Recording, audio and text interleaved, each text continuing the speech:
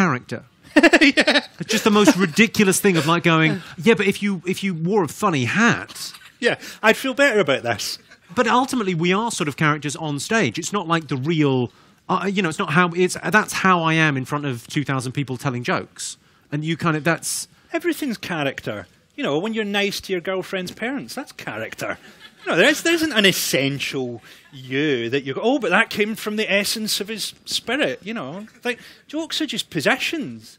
There's also a thing, though, isn't there, if you can't really defend it, because at the point you're defending it, it's not a joke.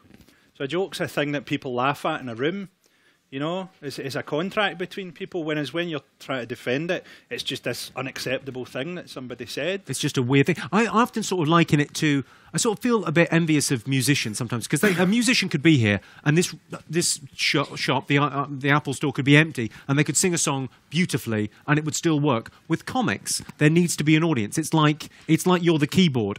We're just doing that on a bit of table, unless there's an audience to kind of hit against. That feedback loop is essential. So that thing of like, I'm writing a new show at the moment, I'm writing the new tour, and before I tell an audience the idea, it's not a joke.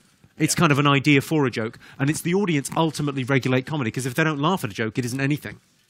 And the amount of times that the actual joke is something you ad-libbed because of the energy of the audience is what, 50% or something for me? Yeah, probably. Most of the writing's done on stage, I think. Like, you might have the nub of the idea before you go on stage, and then actually how brutal you get with it, and the reactions of the audiences. Those kind of warm-up gigs are really kind of interesting, I think, because you write in a different way. Is your show different this time round because it's not the offcuts of Mock the Week? Because the last two tours have been stuff that didn't make the cut. Totally. Yeah, it's a different show, but it's actually stayed quite grim. It's actually stayed quite brutal. So I'm going to try and lighten it up a bit as I kind of go along. But yeah, certainly at the minute it's ploughing along the bottom of the seabed. Yeah. Well, the book. I mean, speaking of grim and dark, the book. I don't know if anyone's read Work, Consume, Die. The book it's Frankie's columns from the Sun, the last year. Load of the gags from that, which are really a really good level of quality. It's really funny. And then the central premise is that you have to keep to a certain level of fame, otherwise you are buggered. Well, in a literal sense. Yeah, that's why you're a pro, Jimmy, and I'm here in a T-shirt.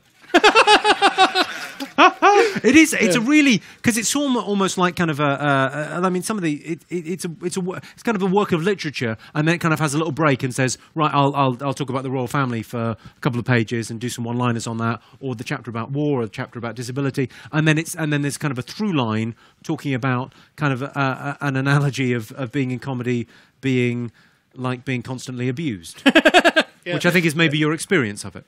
Yeah, well, I guess it's one way of it's one way of looking at it. But it's also just good to kind of have a bit of variety in the type of jokes you can write, because I actually sort of got into comedy loving Spike Milligan and the Goon Show and things like that, and when I've largely been on panel shows and things like that, so it's been kind of hard to write those kind of jokes. So some kind of like dafter moments in it. It's interesting. I mean, the other thing, I don't know how many people have read it, but the other, I mean, it's quite kind of Naked Lunch. The bits about it's quite trippy and quite kind of, it's an interesting kind of, it's an interesting piece of literature. Kind of, just it's a very different writing style, I think. Yeah, how did you write it? I wrote it on acid. And that isn't like a shorthand. It's like on acid, man. No, you wrote on acid. I wrote some bits on acid, yeah. Right. That does come across. Right, cool. Oh, I'm glad.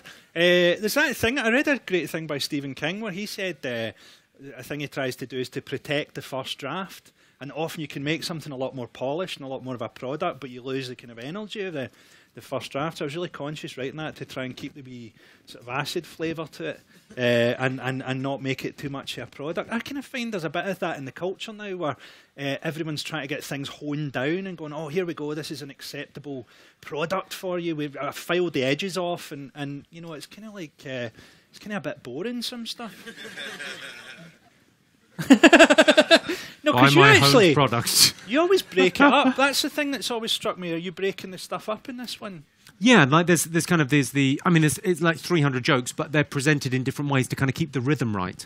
I think the difficult thing with DVDs is like on a live show, you get that immediate feedback of like being in front of a group of people, and you know when people are getting bored. There's just a sense that you can tell in the room. And on a DVD, trying to get the edit right so that you've got you do some stuff standing up, like 10 minutes of stuff off the bat, and then you do some stuff with images, and then I do a lot of audience stuff, getting people up on stage and messing around and kind of just trying to mix up the energy in the room, trying to make it more of a show to feel like it's got a bit of a narrative. And somehow you never quite know what you want as an audience, but you know when it's right and when it's kind of not. Do you ever feel frustrated though because you can get to something that's an amazing joke and go, well, that's not getting what it should because I've just told 40 amazing jokes, and that would never happen in my show, no. It does happen. The level of amazing jokes is high.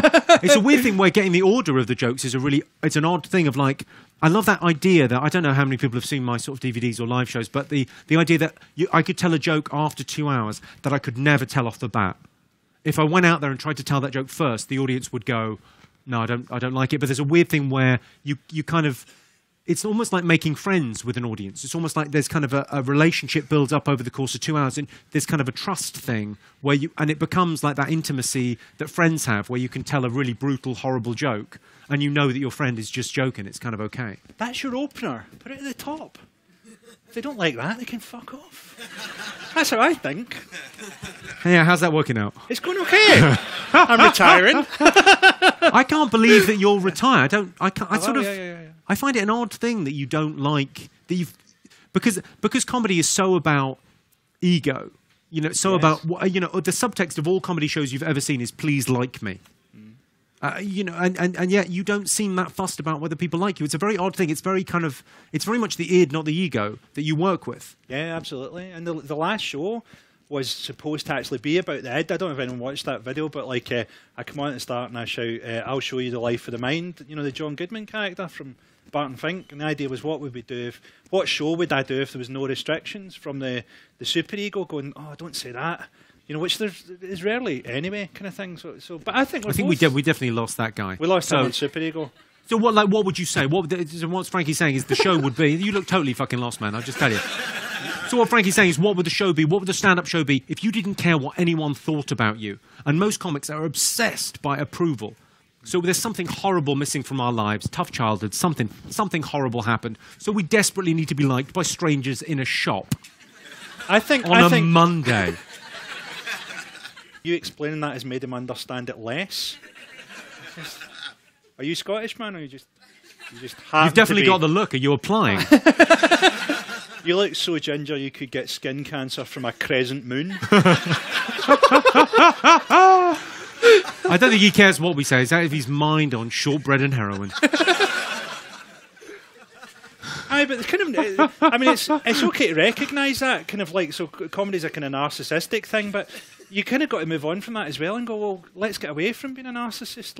Let's forget about the ego, because probably the ego, as we've developed it, isn't for that. It's probably something that we should get rid of. Yeah, I don't know. I mean, I think it's a really important thing in kind of why. I mean, it's a weird thing that the job that we do, not only are we, well remunerated and we, people come to gigs and it's a big thing doing stand-up now, and like the status seems totally at odds with what we do for a living. We just write jokes. Mm-hmm. They're just silly little things. And it makes the only reason to do shows is to release endorphins and to make people happy for 2 hours if they come and see us. And there's a weird thing where it gets written about in The Guardian. You just think it's sort of a waste of ink. We're just trying to make people laugh. Yeah, I never read reviews. Like they just seem like you should read some of mine, man. They're excellent. I always find that it's a bit like if it's some comedy critic did that didn't like you. It's a bit like someone saying to me, "My dog barked when you came on TV." That's kind of the level I kind of attribute to it. It's just sort of, who cares what some guy thought? Some guy I don't know. Well, maybe we should open it up to questions. What do you think? Has anyone got any questions? Any thoughts? Like who? Give us examples of people you couldn't care less about in comedy. Pretty much all of them. I mean, present company excluded, of course. My opinion means the world to Frankie. Yeah. I know there's loads of comics I really love. I really love Doug Stanhope. I might see him when he was in London last time. He was brilliant. I tell you, I love like American stand-ups that maybe people haven't heard of, because it's pointless us recommending people that you already know are good. But there's a guy in America called Anthony Jeselnik, who I just think is extraordinary. He's on the roast of Charlie Sheen. He just does a tiny bit on that, but if you get a chance, his Comedy Central special is exceptional. He's just a brilliant comic. And if you like the kind of stuff that Frankie and I do, it's the same ballpark.